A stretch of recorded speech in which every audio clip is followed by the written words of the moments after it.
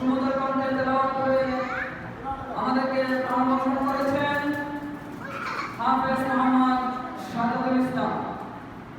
সম্মানিত উপস্থিতি, এর পর্যায়ে আমরা যে সমস্ত ছাত্রছাত্রীবৃন্দ প্রতিযোগিতায় অংশগ্রহণ করেছে তাদেরকে আমরা পুরস্কৃত করব। এর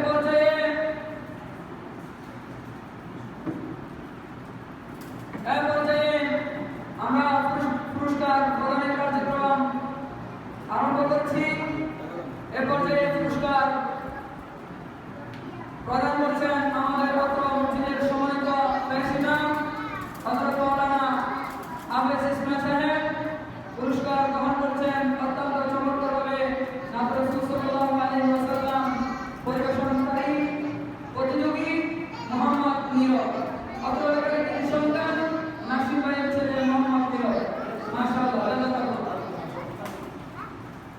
এবার মাশাআল্লাহ সুন্দর, তোমাদেরকে আলহামদুলিল্লাহ ধন্যবাদ জানাচ্ছি। তোমরা অত্যন্ত সুন্দরভাবে আলহামদুলিল্লাহ তোমাদের যে প্রতিযোগিতার বিষয় তোমরা বিষয়গুলো সুন্দরভাবে উপস্থাপন করেছ।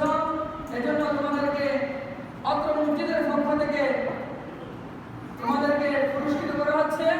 এজন্য তোমরা সুন্দর করে লাইনে পুরস্কার নিয়ে যাবে। এই পাশ থেকে আসো, ওই পাশ থেকে যাও, সবাই সুন্দর করে লাইনে আসো।